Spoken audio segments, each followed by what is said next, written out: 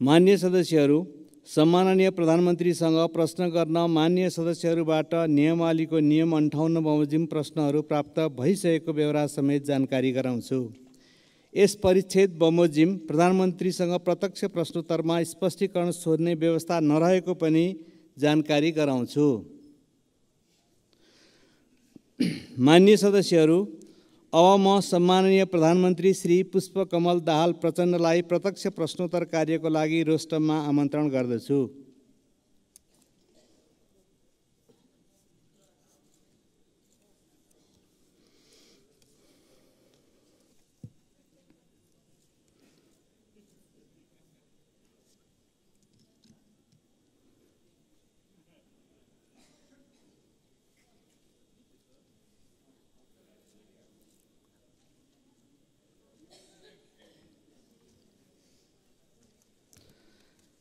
मान्य सदस्यहरू, अब प्रधानमन्त्रीसँग प्रत्यक्ष प्रश्नोत्तर कार्यक्रम प्रारम्भ हुन्छ। सर्वप्रथम प्रश्नकर्ता मान्य श्री उदय शमशेर जवारालाई सम्माननीय प्रधानमन्त्रीसँग प्रश्न सोध्न अनुमति दिन्छु।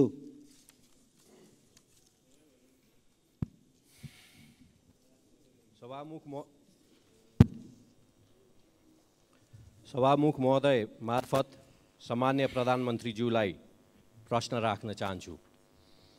उपत्यका भित्र बढ्दो जनसङ्ख्यालाई व्यवस्थित गर्न रिङ रोड बाहिर नगरहरू र गाउँसम्म जोडिने सडक विस्तार गर्न नेपाल सरकारले मापदण्ड बनाई सडक विस्तार आयोजना बनाए तापनि आवश्यक बजेट विनियोजन नहुँदा वैकल्पिक सडक र नयाँ बस्ती विकासमा समस्या परेको छ। साथै उपत्यकाको 35% भूगोल ओकटेने ललितपुर क्षेत्र नम्बर 1 लाई जोड्ने 3वटा सडकलाई मुआब्जा र विस्तारको लागि बजेट विनियोजन नगरी विधेयक गरिएको छ। यी वैकल्पिक सडक र नयाँ बस्ती विकासलाई आवश्यक बजेट व्यवस्थापन गर्न सरकारको योजना के छ? यति बेला आर्थिक इन्डिकेटर्सहरू सकारात्मकै छन्, भुक्तानी सन्तुलन पनि राम्रै छ, तर अर्थतन्त्र अवरुद्ध अवस्थामा छ। वैदेशिक लगानी र सहयोग बढ्न सकेको छैन। यस्तो अवस्थामा आन्तरिक लगानी बढाउनुतर्फ सरकारको प्राथमिकता हुनुपर्ने हो, त्यो पनि हुन सकेको छैन। एकातिर बैंक वित्तीय संस्थामा पैसा थुप्रिएको छ, तर साना तथा मझौले उद्योगहरू ऋण नपाएर गुनासो गरिरहेका छन्। अर्थव्यवस्थाको असन्तुलनलाई सम्बोधन गर्न सरकारको के तयारी छ? र अन्तिममा साथै प्रधानमन्त्रीज्यूको आउँदो चीन भ्रमणका प्राथमिकता र एजेन्डा के हुन्? धन्यवाद। अब सम्माननीय प्रधानमन्त्री श्री पुष्पकमल दाहाल प्रचण्डलाई उक्त प्रश्नको जवाफ दिन अनुमति दिन्छु। सम्मान्य सभामुख महोदय, प्रतिनिधि सभाका मान्य सदस्यहरूले यस सम्मानित सदनमा उठाउनु भएका प्रश्नहरूको जवाफ दिने नियमित कार्यतालिका अन्तर्गत म यहाँहरू समक्ष उपस्थित छु। सार्वजनिक जनसरोकारका विषयमा अत्यन्त उत्साह र चासोका साथ यस सम्मानित सदनमा भएका छलफलहरूमा सक्रियतापूर्वक सहभागी भई तथा महत्त्वपूर्ण प्रश्न, जिज्ञासा, विचार तथा सुझावहरू राख्नु भएकोमा सबै मान्य सदस्यहरूलाई म सुरुमै धन्यवाद व्यक्त गर्न चाहन्छु। यहाँहरूले विभिन्न समयमा उठाउनु भएका प्रश्न, जिज्ञासा, सुझाव तथा धारणालाई सरकारले गम्भीरतापूर्वक लिँदै आएको छ र गम्भीरतापूर्वक लिँदै जाने पनि छ। मेरो नेतृत्वमा सरकार गठन भएको यो अवधिमा सुशासन, सामाजिक न्याय र समृद्धिलाई मुख्य केन्द्रमा राखी राज्यका सम्पूर्ण शक्ति र सामर्थ्यलाई देश र जनताको हितमा अधिकतम परिचालन गर्ने प्रयास गर्दै आएको कुरा यहाँहरूलाई अवगत नै छ।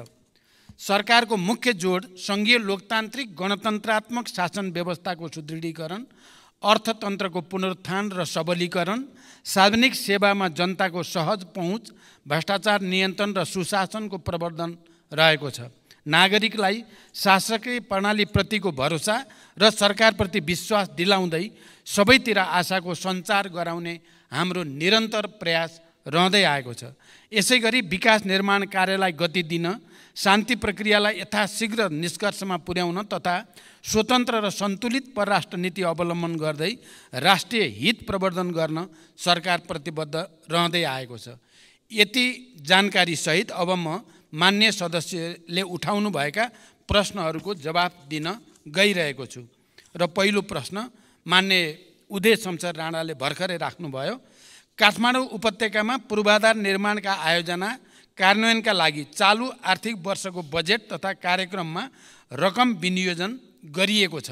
ललितपुर क्षेत्र नम्बर 1 लाई जोड्ने विभिन्न सडकको विस्तार र जग्गाको मुआवजाका लागि आवश्यक बजेट व्यवस्था गर्न सरकारले ध्यान दिनेछ। उत्पादन, उत्पादकत्व र रोजगारी वृद्धि गरी अर्थतन्त्रको पुनरुत्थान तथा उच्च दिगो समावेशी आर्थिक वृद्धि हासिल गर्ने र समष्टिगत आर्थिक स्थायित्व कायम गरी लगानीको वातावरणमा सुधार गर्न सरकार क्रियाशील रहिआएको छ। सरकारले चालेका सुधारात्मक कदमबाट अर्थतन्त्र बिस्तारै लयमा फर्किन सुरु गरेको छ। नेपाल राष्ट्र ब्याङ्कले हालै प्रकाशन गरेको प्रतिवेदन अनुसार अर्थतन्त्रका सूचकाङ्कहरू सकारात्मक दिशातिर उन्मुख रहेका छन्। 2080 असार मसान्तसम्म शोधान्तर स्थिति 290 अरब 52 करोड रुपियाँको बचतमा रहेको छ।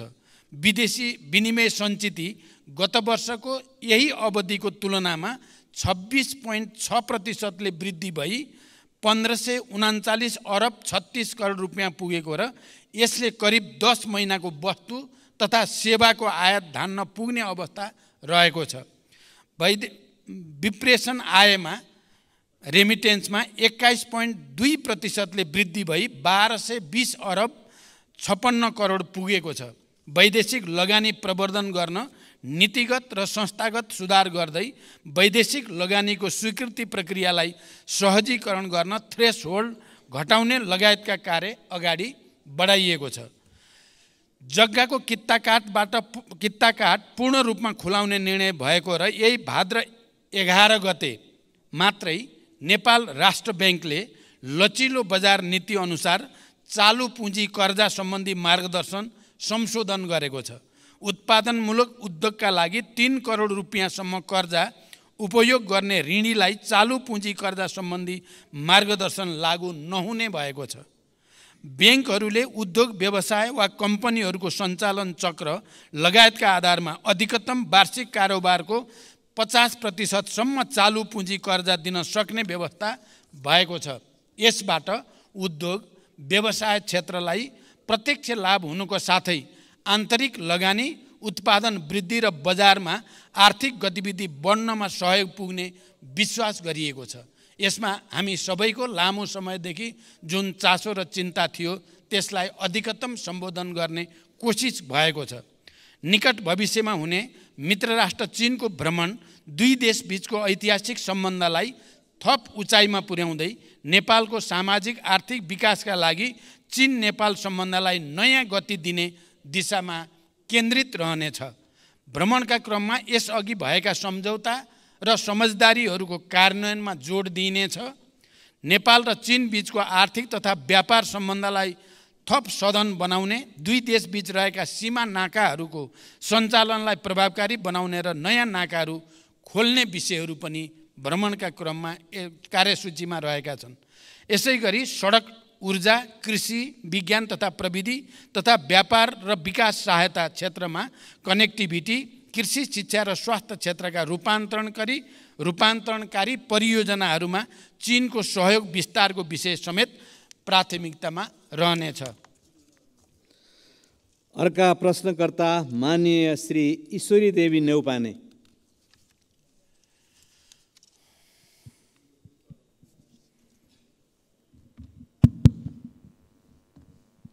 सम्मान्य सभामुखज्यू मार्फत सम्मान्य प्रधानमन्त्रीजीलाई मेरो 3 प्रश्न। नम्बर 1, सम्मान्य प्रधानमन्त्रीज्यू, शासन विधि र पद्धतिको हो कि व्यक्तिको? विधि र पद्धतिको हो भने व्यक्ति परिवर्तनले खासै असर नराख्नुपर्ने हो, तर हाम्रोमा विधि पद्धति अवलम्बन भन्दा मन्त्री या कर्मचारी परिवर्तन गरेर नै शासन सुशासन ल्याउन देखाउन खोजेको जस्तो देखिन्छ। यसमा प्रधानमन्त्रीजीको धारणा के छ? नम्बर 2, 131 भाषाभाषी 142 जात जाति बसोबास गर्ने हाम्रो सुन्दर देश नेपाल, यो हाम्रो पुँजी हो, यसलाई बचाएर राख्नु हाम्रो कर्तव्य पनि हो। सयौँ थुङ्गा फुलका हामी एउटै माला नेपाली, यसमा मेरो अटल विश्वास छ। वरिय राजनीतिको सैद्धान्तिक वकालत गर्ने पार्टीको नेता सम्माननीय प्रधानमन्त्रीज्यूको अभिव्यक्ति हामीले जितेमा जातीय राज्य उपलब्ध गराउनेछौँ भन्ने भनाइ संविधान विपरीत भएन? कतै यस्तो अभिव्यक्तिले जातीय द्वन्द्व बढाउने त होइन? नम्बर 3, म सुदूरपश्चिमवासी हुँ। सुदूरपश्चिम सरकार आफ्नै भवनबाट कार्य सञ्चालन गर्न कहिलेदेखि पाउँछ? धन्यवाद। सम्माननीय प्रधानमन्त्रीज्यू। सभामुख महोदय, लोकतान्त्रिक विधि र पद्धतिको विकास मार्फत सामाजिक न्याय र सुशासन सहितको समृद्धि हासिल गर्ने दिशामा सरकारका सबै क्रियाकलापहरू केन्द्रित रहेको कुरा म जानकारी गराउन चाहन्छु। सरकार विधिको शासनमा पूर्णतः प्रतिबद्ध रहेको स्पष्ट गर्दछु।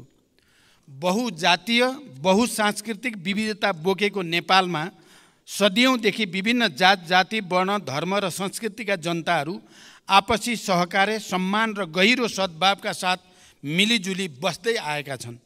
अनेकतामा एकता नेपाली मात्रको विशिष्टता र नेपाली समाजको आधारभूत चरित्र पनि हो।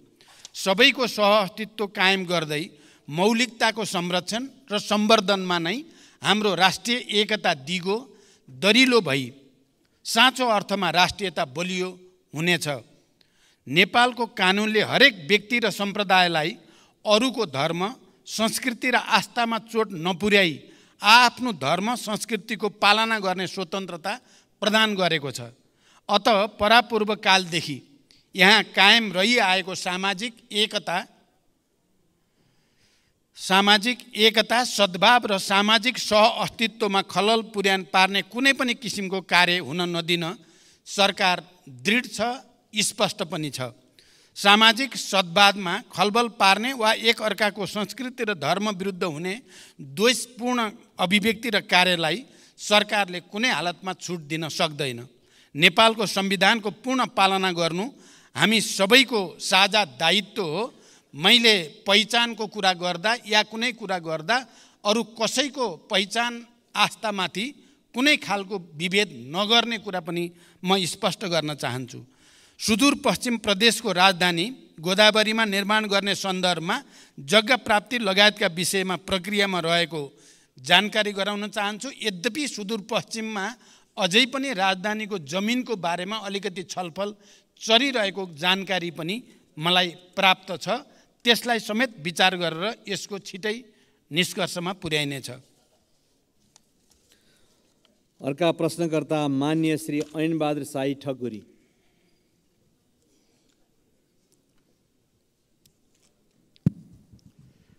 सम्माननीय सभामुख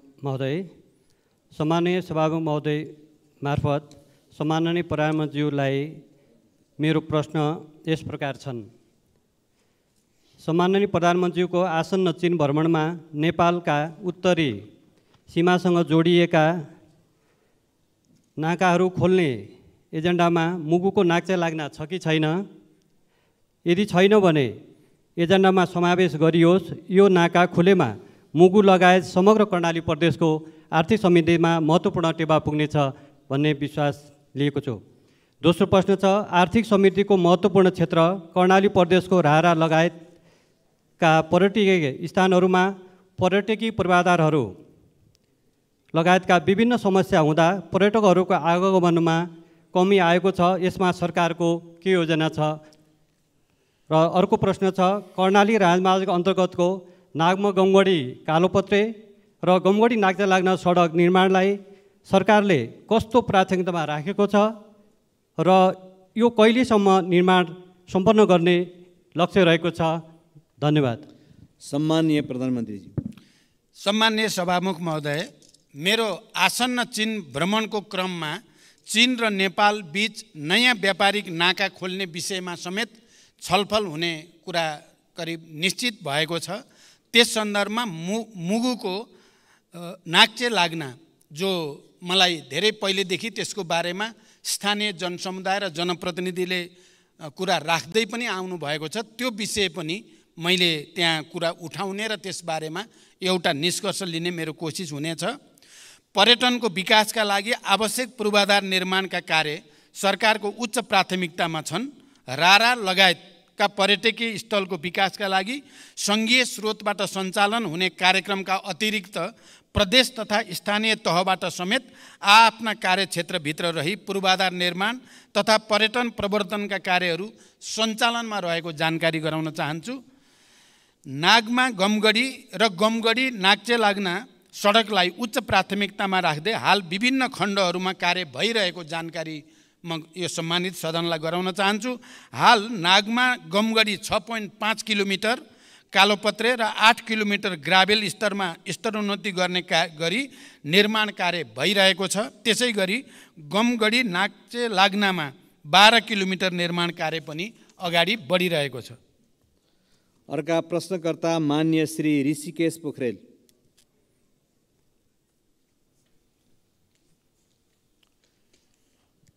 सम्माननीय सभामुख महोदय,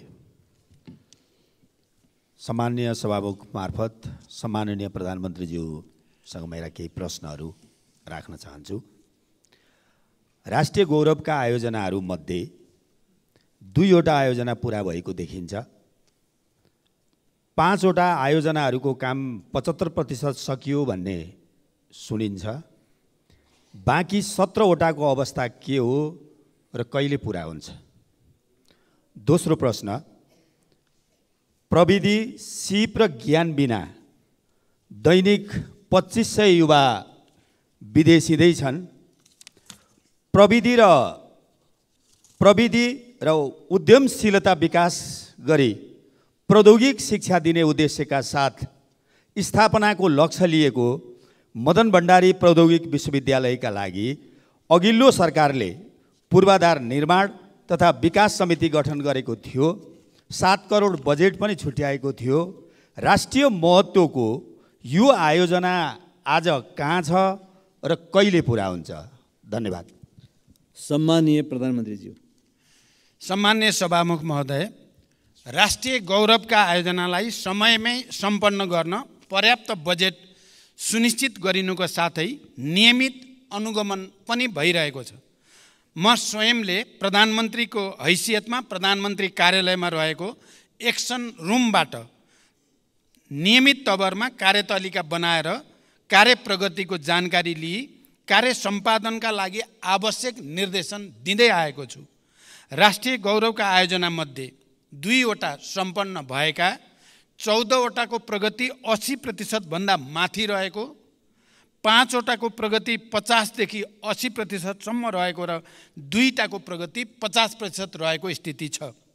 हुलाकी राजमार्गका सम्बन्धमा चितवन र पर्सामा राष्ट्रिय निकुञ्ज क्षेत्रमा डिपिआर तयार लगायतका कार्यमा भएको ढिलाइका कारण यो आयोजनाको कार्य आगामी 3 वर्षभित्र सम्पन्न गर्ने नयाँ लक्ष्य निर्धारण गरिएको छ।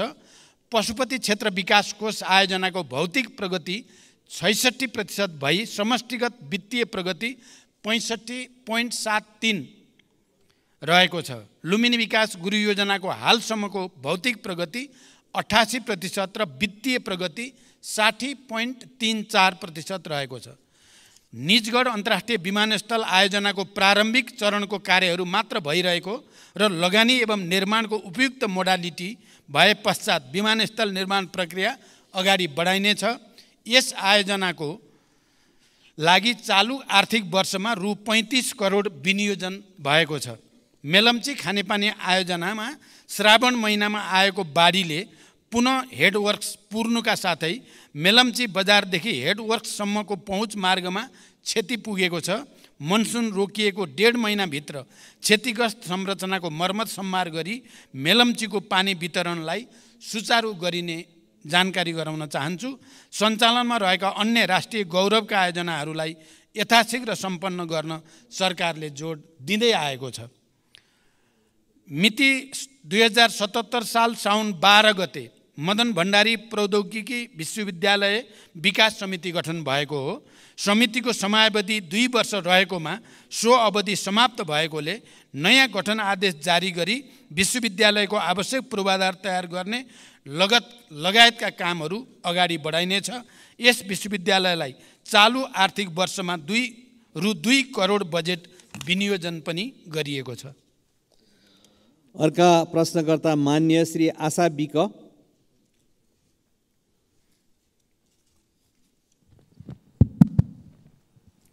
सम्माननीय सभामुख मार्फत मेरो प्रधानमन्त्रीलाई प्रश्न, यो प्रश्न गर्दै गर्दा मलाई अलिकति दुःख पनि लागेको छ। राज्यले 2063 साल जेठ 21 गते छुवाछुत मुक्त राष्ट्र घोषणा गर्यो।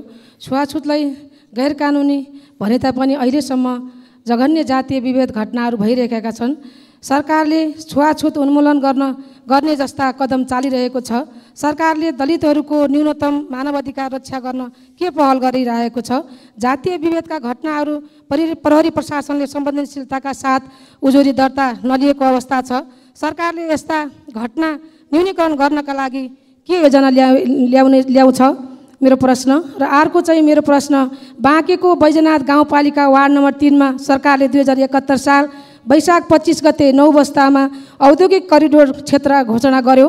बस्तीको बीचमा सरकारले औद्योगिक क्षेत्र घोषणा गर्दा त्यहाँ रहेका 390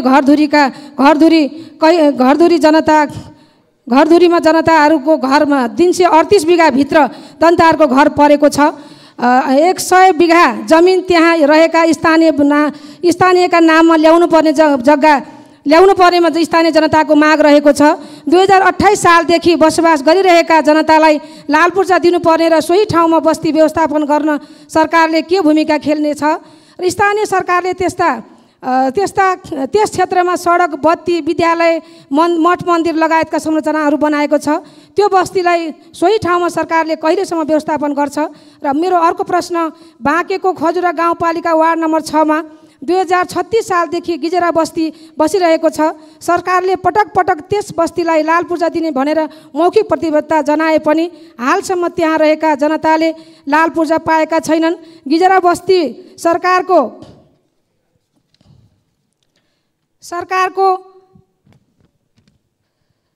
ऐलानी जग्गा र टन्डनको चिनी मिल रहेको क्षेत्रमा बसोबास गरिरहेका छन्। सरकारले बत्ती, पानी, विद्यालय लगायतका संरचना त्यहाँ पनि सबै ठाउँमा जनतालाई उपलब्ध गराएको छ। त्यस क्षेत्रका जनतालाई लाल पूर्जा कहिलेसम्म वितरण गर्छ सरकारले? र अर्को मेरो प्रश्न छ, सङ्घीय गणतन्त्र घोषणा भएको अवस्थामा सुदूरपश्चिम प्रदेशको राजधानी बन्छ वा बन्दैन? के यही हो गणतन्त्र? बन्ने भए कहाँ बन्छ? प्रदेशसभाबाट घोषणा भएको गोदावरी राजधानी बन्छ कि बन्दैन? बन्ने भए कहिलेसम्म बन्छ? किन घोषणा गरेको हिजो तपाईँहरूको पार्टी र एमाले पार्टीको संयुक्त घोषणा गर्दै आजसम्म किन मौन? जनता जान्न चाहन्छ। धन्यवाद। सम्माननीय प्रधानमन्त्रीज्यू। सम्मान्य सभामुख महोदय, मान्य सदस्यले सोधेका प्रश्नहरू उत्तरभन्दा पनि लामो जस्तो लाग्यो, तैपनि म संक्षिप्तमा उत्तर दिने कोसिस गर्छु। नेपालको संविधानले छुवाछुत तथा भेदभाव विरुद्धको हकलाई मौलिक हकको रूपमा सुनिश्चित गरेको छ। जातका आधारमा गरिने छुवाछुत तथा भेदभाव जन्य कार्यलाई गम्भीर सामाजिक अपराधको रूपमा लिँदै कानुन बमोजिम दण्डनीय हुने र त्यस्तो कार्यबाट पीडित व्यक्तिलाई कानुन बमोजिम क्षतिपूर्ति पाउने हकको प्रत्याभूति पनि गरिएको छ। सरकार यो मौलिक हकको पूर्ण कार्यान्वयनको लागि प्रतिबद्ध रहेको छ। यद्यपि मौलिक हकहरूको कार्यान्वयनका लागि सबै तहबाट अझै घनीभूत प्रयास पनि आवश्यक छ। यो समस्या देशको एउटा लामो सांस्कृतिक समस्या पनि भएको हुनाले यसको समाधानको निम्ति कानुनलाई प्रभावकारी कार्यान्वयनको निम्ति पनि सबै क्षेत्रको सहयोग अनिवार्य छ। जातीय विभेदका घटनामा प्रहरी प्रशासनले संवेदनशीलताका साथ उजुरी नलिएको भन्ने कुरामा सरकारको गम्भीर ध्यानाकर्षण भएको छ। यस्ता घटनाको छानबिन गरी दोषीलाई कारबाही गरिने र यस्ता घटना आगामी दिनमा हुन नदिन सरकारको गम्भीर ध्यान रहेको जानकारी गराउन चाहन्छु। दोस्रो, बाँकी जिल्लाको साबिक नौबस्ता क्षेत्रको 525 बिघामा औद्योगिक क्षेत्र घोषणा भइसकेको र त्यहाँ बसोबास गर्दै आएका स्थानीयवासीहरूको उचित व्यवस्थापन लगायतका समस्या समाधानका लागि सम्बन्धित स्थानीय प्रशासन लगायत विभिन्न निकायबाट पहल भइरहेको छ। उक्त क्षेत्रका प्रभावित जनसमुदायहरूको समस्यालाई व्यवस्थापन गरी औद्योगिक क्षेत्रको विकास कार्य अगाडि बढाइने जानकारी गराउन चाहन्छु। यस सम्बन्धी समस्या समाधान गर्न भूमि व्यवस्था, सहकारी तथा गरिबी निवारण मन्त्रीको संयोजकत्वमा समिति गठन गरेको र समितिले काम अगाडि बढाइरहेको जानकारी पनि गराउन चाहन्छु।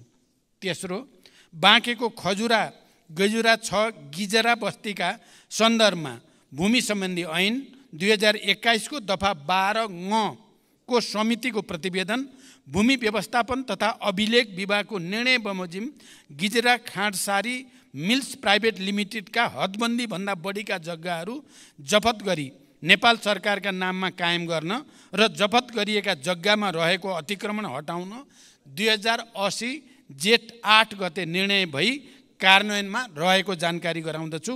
उक्त क्षेत्रमा बसोबास गर्दै आएका भूमिहीनलाई जग्गा उपलब्ध गराउन भूमि समस्या समाधान आयोगले कार्य अगाडि बढाइरहेको जानकारी पनि म गराउन चाहन्छु। सुदूरपश्चिम प्रदेशको राजधानी गोदावरीमा निर्माण गर्ने सन्दर्भमा जग्गा प्राप्ति लगायतका विषय प्रक्रियामा रहेको जानकारी मैले अघि नै गराइसकेको छु। यस सम्बन्धी उठेका छलफल बहसलाई पनि मध्यनजर गरिएको जानकारी पनि मैले गराइसकेको छु। अर्का प्रश्नकर्ता मान्य श्री उर्मिला माझी।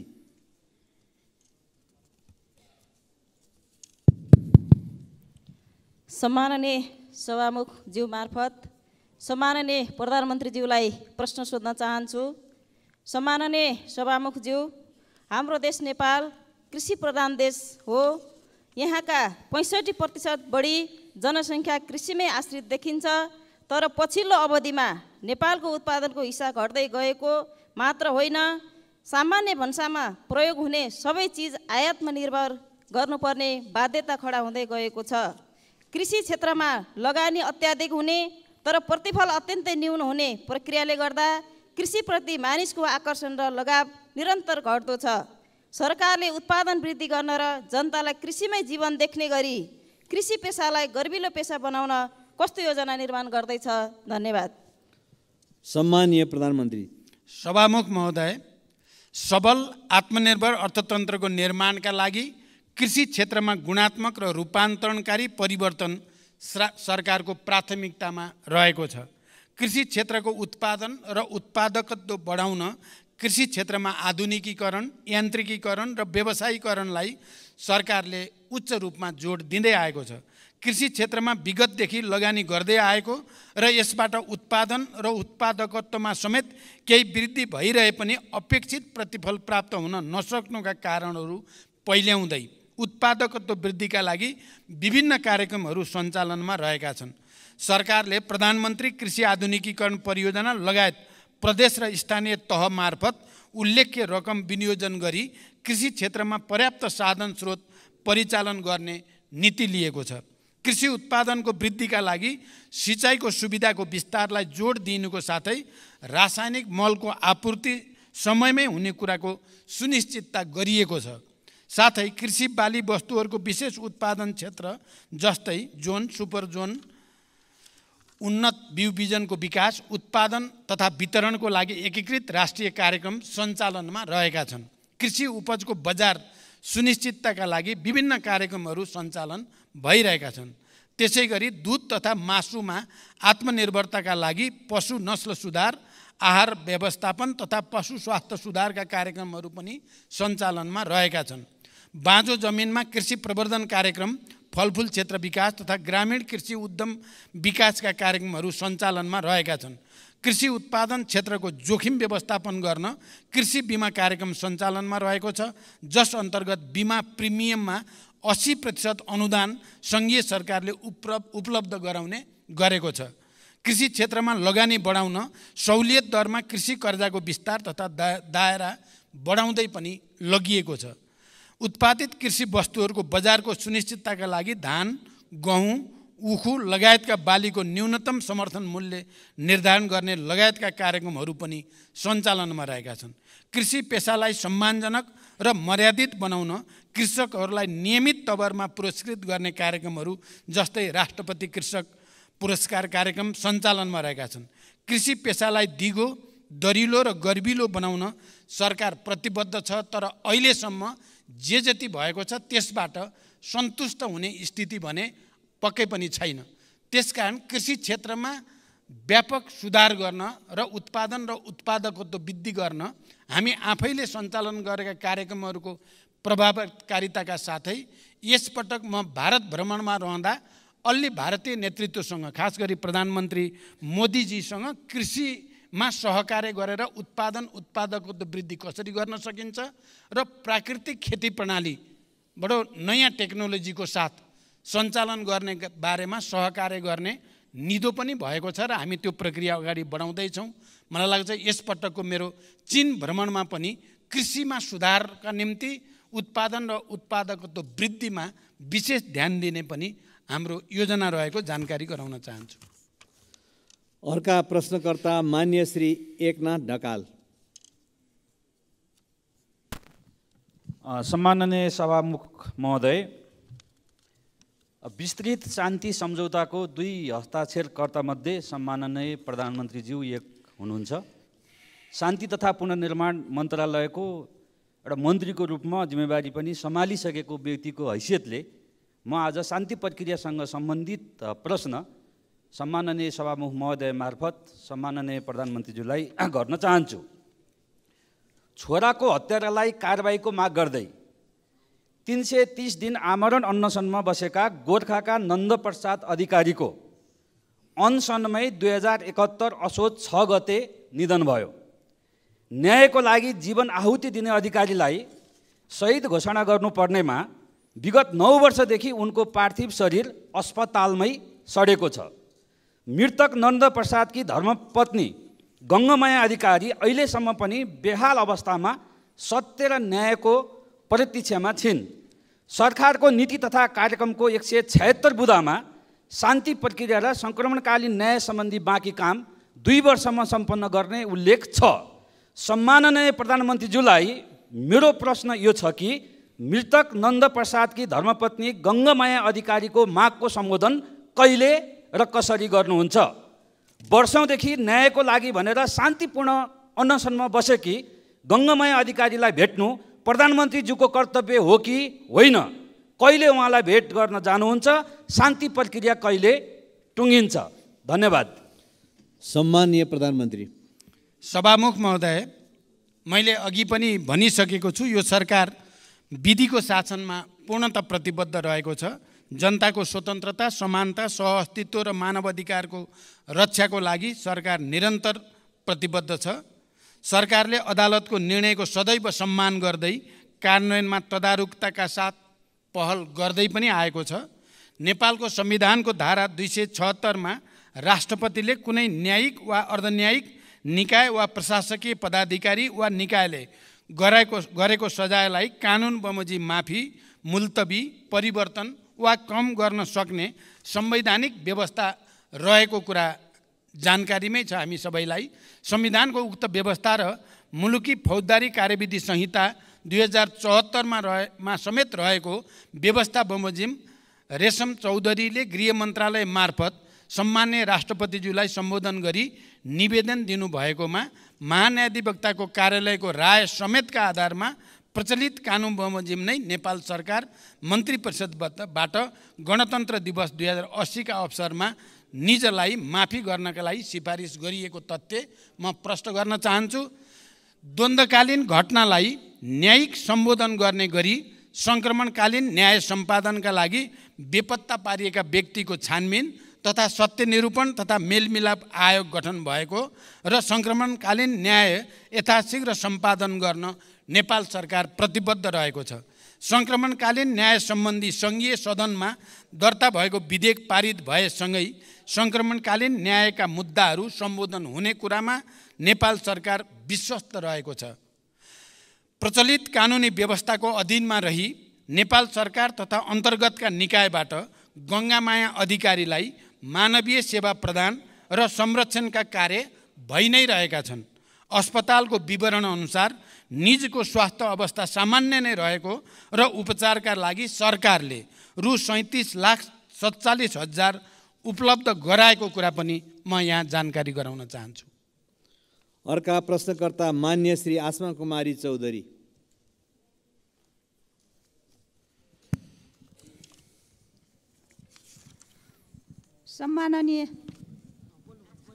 सम्माननीय सभामुख महोदय, सम्माननीय सभामुखज्यू मार्फत सम्माननीय प्रधानमन्त्रीज्यूलाई केही प्रश्न सोध्न चाहन्छु। नम्बर 1, आँखा पाक्ने रोग ओडा पालिका जिल्ला हुँदै देशैभरि फैलिएको छ। धेरै पालिकामा विद्यालयहरू बन्द गरिएका छन्। त्यसबाट अत्याधिक बालबालिका प्रभावित भएका छन्। स्वास्थ्य मन्त्रालय र प्रधानमन्त्रीज्यू स्वयं यसको निराकरणको लागि के गर्दै हुनुहुन्छ? नम्बर 2, नेपालले आर्थिक वर्ष 2079-80 मा भारतलाई 10 अर्ब 45 करोड रुपैयाँको बिजुली बिक्री गरेको छ। उक्त वर्ष 19 अर्ब 44 करोड रुपैयाँको बिजुली किनेको छ। सरकारले किन ठान्दैछ दोब्बर आपूर्ति भइरहेछ भन्न किन डराउँछ? त्यही बिजुली हामीले किन्दा महँगो र बेच्दा सस्तो किन? धन्यवाद। सम्माननीय प्रधानमन्त्री। सभामुख महोदय, देशका विभिन्न भागमा आँखा पाक्ने एक्युट भाइरल कन्जक्टिभाइटिस संक्रामक रोग नियन्त्रण गर्न स्वास्थ्य तथा जनसङ्ख्या मन्त्रालयले देशभरका अस्पतालबाट अभियान सञ्चालन गरिरहेको छ। समुदाय स्तरमा जनचेतना वृद्धि गर्न प्रचार प्रसारका कार्यहरूका साथै सङ्क्रमितहरूलाई सहज रूपमा औषधि उपचारको व्यवस्था मिलाइएको छ। यसका साथै स्वास्थ्य सेवा विभागका महानिर्देशकको अध्यक्षतामा सङ्घीय द्रुत प्रतिकार समितिको गठन भई रोकथाम र प्रबन्धनका विभिन्न कार्यहरू पनि भइरहेको जानकारी गराउन चाहन्छु। दोस्रो, हाल नेपालको कुल जडित विद्युत क्षमता करिब 2800 मेगावाट पुगेको छ। तर देशको विद्युत उत्पादनको परिमाण हिउँद र वर्षायाममा एकै नासको छैन। वर्षाको तुलनामा हिउँदमा विद्युत उत्पादनमा निकै ह्रास आई झन्डै 1/3 मात्र उत्पादन हुने गर्दछ। हाल विद्युत उत्पादन र मागको आधारमा विद्युतको निर्यात र आयातको व्यवस्था मिलाउने गरिएको छ।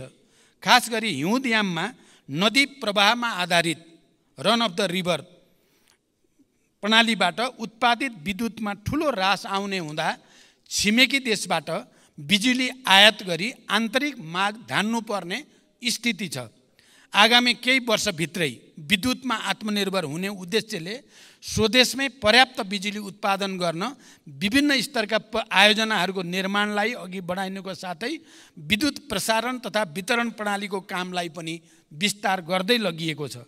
अहिले विद्युत आयात निर्यातको दर दैनिक रूपमा प्रतिस्पर्धा गरी तय हुने गरेको छ। यस वर्ष तुलनात्मक रूपमा हिउँदको समयमा अधिक सुक्खा हुन गई देशभित्रका विद्युत आयोजनाहरूबाट विद्युत उत्पादन कम हुन गएको छ। अघिल्लो आर्थिक वर्षमा नेपाल विद्युत प्राधिकरणले 1854.5 गिगावाट आवर विद्युत र रु 18 अर्ब 54 करोडमा आयात गरेको थियो भने नेपालबाट 1333 गिगावाट आवर विद्युत निर्यात गरी रु 10 अर्ब 43 करोड आम्दानी गरेको थियो। गत वर्षको तुलनामा यस वर्ष विद्युत निर्यातमा वृद्धि भएको छ र क्रमशः विद्युत उत्पादन बढ्दै जाँदा विद्युतको निर्यात पनि बढ्दै जाने कुरा जानकारी गराउन चाहन्छु। रुस र युक्रेनको युद्धका कारण कोइलाको आपूर्ति असहज भई छिमेकी देशमा विद्युतको उत्पादन लागत बढ्न गएकोले पनि स्वदेशमा विद्युतको उत्पादन कम हुने समयमा आन्तरिक माग पूरा गर्न प्राधिकरणले केही महँगो मूल्यमा बिजुली आयात गर्नु परेको कुरा पनि म यहाँ स्पष्ट गर्न चाहन्छु। धन्यवाद। अर्का प्रश्नकर्ता माननीय श्री उर्मिला थेवे।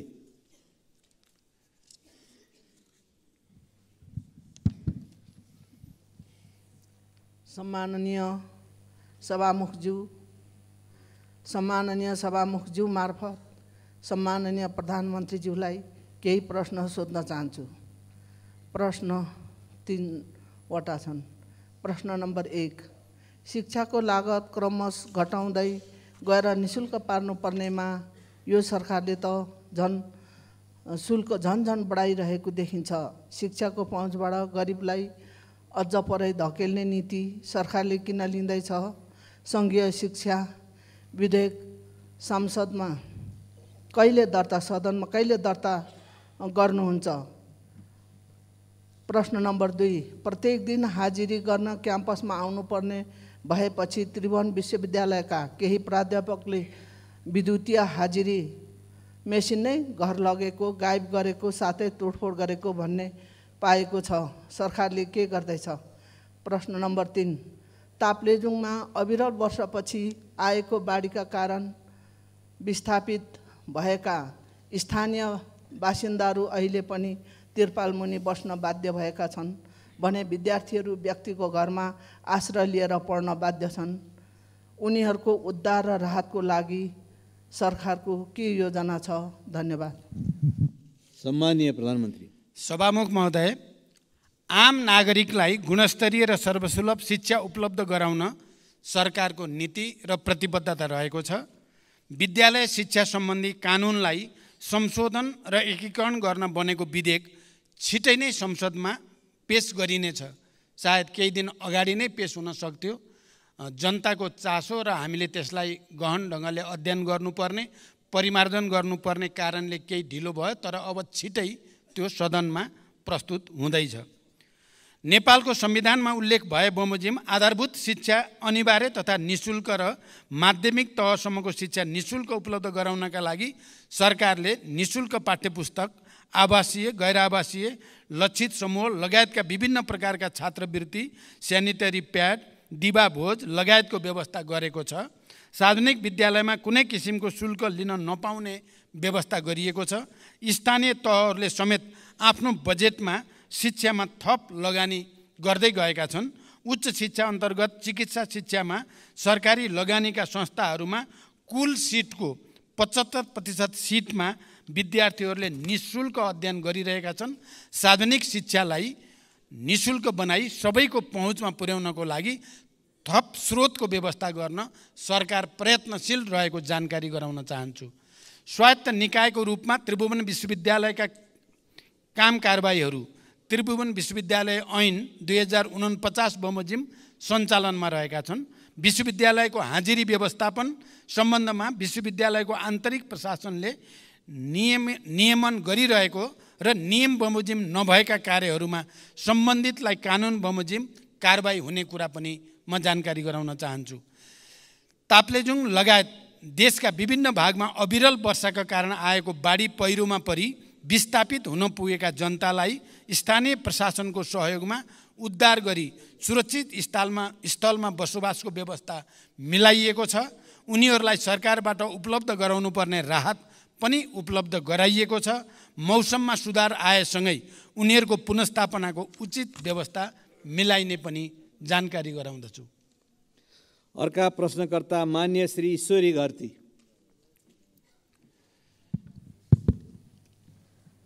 सम्मान्य सभामुख महोदय मार्फत सम्मान्य प्रधानमन्त्रीज्यूलाई केही प्रश्न सोध्न चाहन्छु। पहिलो प्रश्न, रोल्पालाई मुख्य आधार इलाका बनाएर 10 वर्षे सशस्त्र द्वन्द्वको सुरुवात गर्नुभएको सम्मान्य प्रधानमन्त्रीज्यू 3 पटक प्रधानमन्त्री हुँदा पनि रोल्पालीको जनजीवनमा परिवर्तन आउने गौरवका योजना दिन सक्नु भएन। रोल्पालीको त्यो ऐतिहासिक सहयोग प्रधानमन्त्री भएपछि बिर्सनुभयो भन्ने रोल्पालीहरूको गुनासो छ। त्यो गुनासोलाई कसरी सम्बोधन गर्नुहुन्छ? दोस्रो प्रश्न, जुम्ला लगायतका जिल्लामा स्याउ पाक्ने समय आयो। स्याउले बजार भाउ नै नपाउने अवस्था आउन सक्छ र आइरहेको पनि छ। यसको व्यवस्थापनमा सरकारको के योजना छ?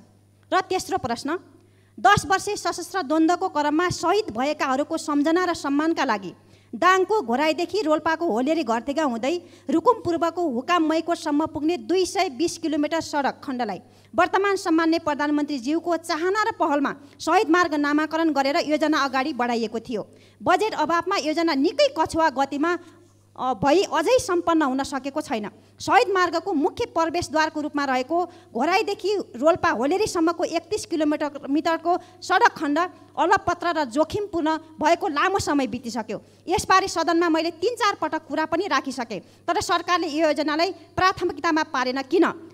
रोल्पाको रुन्टीगढी गाउँपालिकाभित्र अहिले 4वटा चुनढुङ्गा खानी सञ्चालनमा छन् भने थप 4वटा खानी दर्ता भएर सञ्चालनको प्रक्रियामा छन्। हाल 200 भन्दा बढी टिप्पर सञ्चालनमा छन् भने पुरानो र नयाँ गरी 8वटा चुनढुङ्गा खानी सञ्चालनमा आउँदा दिनमा कम्तीमा 500 देखि 700 सम्म टिप्परहरू घोराई होलेरीको यही शहीद मार्ग भएर सञ्चालनमा आउनेछन्, जसले गर्दा उक्त सडकमा अन्य गाडीहरू सञ्चालनमा आउन निकै बाधा पर्ने र हाल परिरहेको पनि जानकारी गराउँछु। त्यसैले सो क्षेत्रमा वैकल्पिक औद्योगिक मार्ग बनाउने र घोराई होलेरीको 31 किलोमिटर सडकलाई कालोपत्रे गर्दै शहीद मार्ग योजना समयमै सम्पन्न गर्न सरकारको के योजना छ? धन्यवाद।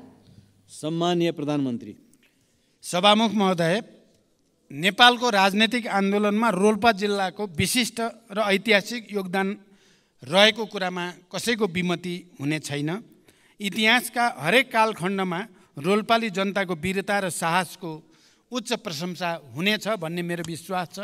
विकास र जनताको जीवनस्तरमा रूपान्तरणका लागि विगतदेखि नै उच्च प्राथमिकता सरकारले दिँदै आएको छ। मानव विकासमा पछाडि रहेका कर्णाली प्रदेश, सुदूरपश्चिम प्रदेश, मध्य प्रदेश, रोल्पा, रुकुम लगायतका जिल्ला तथा क्षेत्रलाई विकासको मूल प्रवाहमा ल्याउन र ती क्षेत्रमा पूर्वाधारका संरचनाको विकासका लागि सरकारले प्राथमिकताका साथ कार्यक्रमहरू सञ्चालन गरिरहेको जानकारी गराउन चाहन्छु।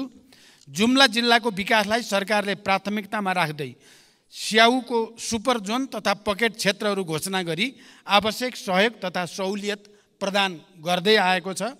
यस वर्षको बजेट तथा कार्यक्रममा प्रधानमन्त्री कृषि आधुनिकीकरण आयोजना लगायतका कार्यक्रम तथा प्रदेश तथा स्थानीय तहको विकास कार्यक्रमबाट उत्पादन, प्रशोधन तथा प्याकेजिङमा आवश्यक सहयोग तथा सहुलियत प्रदान गरिएको छ। स्याउको भण्डारणको लागि उच्च क्षमताको कोल्ड स्टोर निर्माण पनि भइरहेको छ। तेस्रो, सरकारले दाङको घोराईदेखि रोल्पाको होलेरी हुँदै रुकुमको मैकोटसम्मको शहीद मार्गलाई प्राथमिकता राखेर कार्यान्वयन गर्दै आइरहेको छ।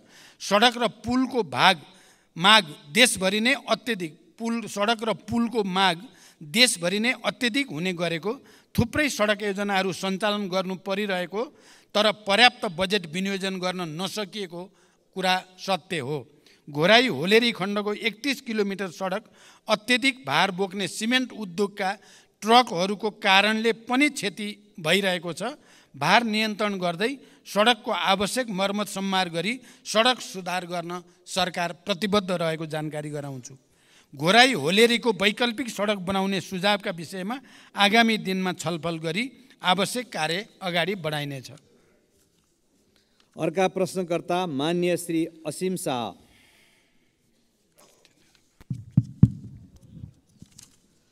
सम्मानीय सभामुख मार्फत सम्मानीय प्रधानमन्त्रीज्यूलाई प्रश्न सोध्न चाहन्छु।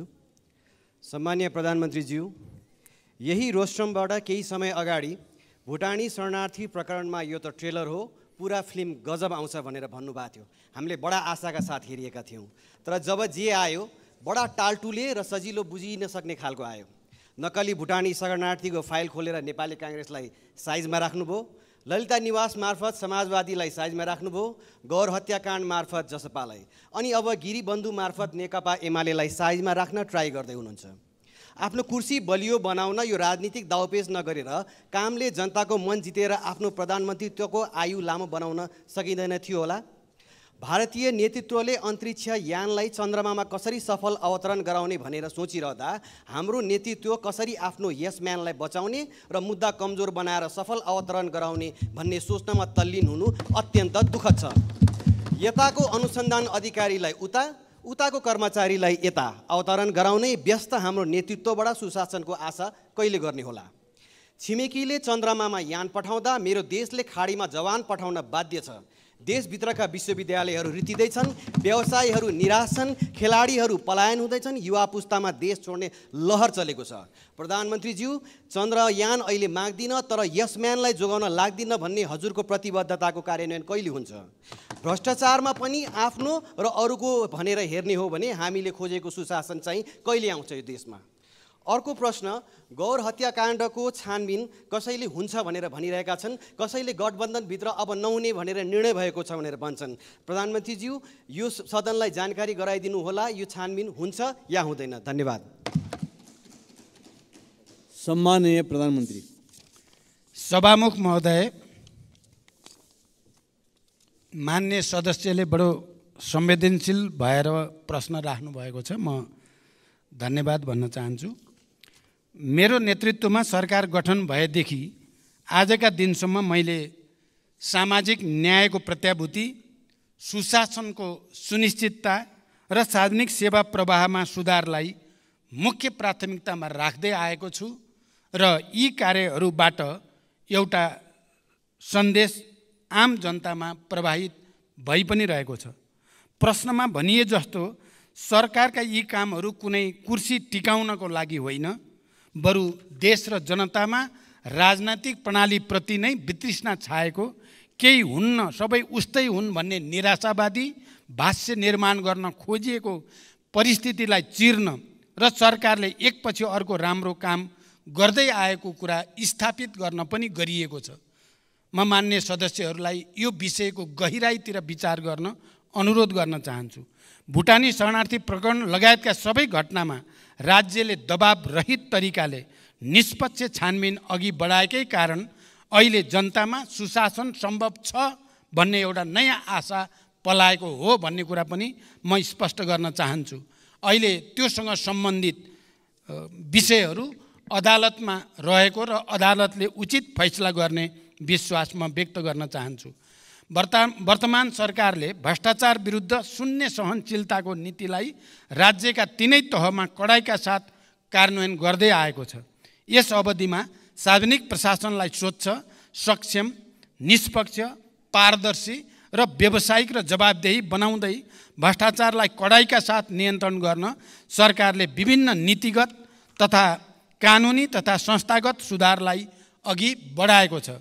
मान्य सदस्यले भनेको जस्तो कसैलाई पनि बचाउने या कसैलाई पनि अप्ठ्यारोमा पार्ने नियतले कुनै पनि काम गरिएको छैन।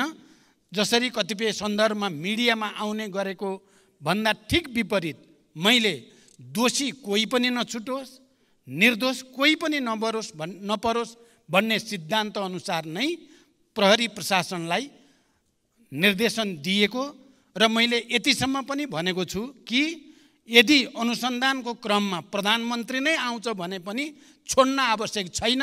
मेरो पार्टीको कुनै नेताको त के कुरा भन्ने कुरा पनि मैले सार्वजनिक रूपमा भन्दै आएको म जानकारी गराउन चाहन्छु।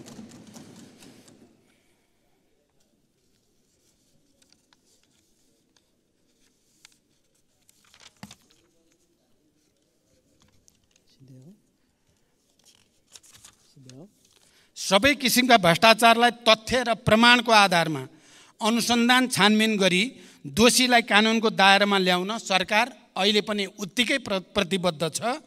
भ्रष्टाचारको मामिलामा यो आफ्नो या यो पराए भनेर सरकारले कसैलाई विभेद गरेको छैन, गर्ने पनि छैन।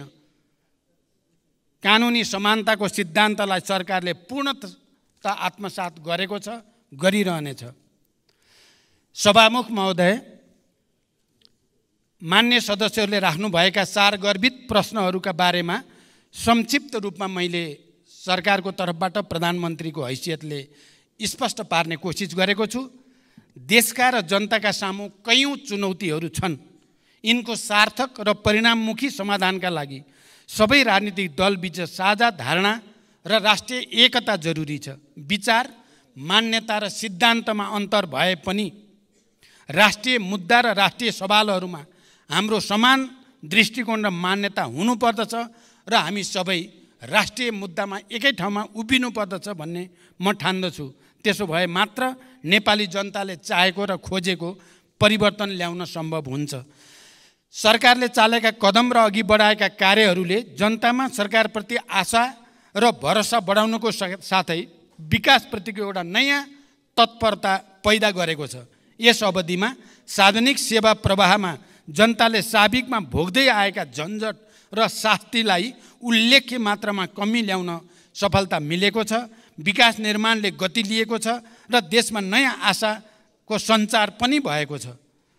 सुशासन, सामाजिक न्याय र समृद्धिलाई सर्वोपरि प्राथमिकतामा राख्दै अघि बढेको यो सरकारले समावेशी सङ्घीय लोकतान्त्रिक शासन व्यवस्थाको सुदृढीकरण, अर्थतन्त्रको पुनरुत्थान, सार्वजनिक सेवा प्रवाहमा सुधार, सरलीकरण, नागरिक मैत्री प्रशासनको स्थापना, भ्रष्टाचार नियन्त्रण र राज्यको सबै तहमा सुशासन र सदाचारको प्रवर्धन गर्न अघि बढाएका सबै कार्यमा सबै राजनीतिक दल र मान्य सदस्यहरू, नागरिक समाज, सञ्चार जगत, मित्र राष्ट्र, दात्री निकाय तथा आम नेपाली जनताको निरन्तर साथ सहयोग रहने अपेक्षा पनि मैले लिएको छु।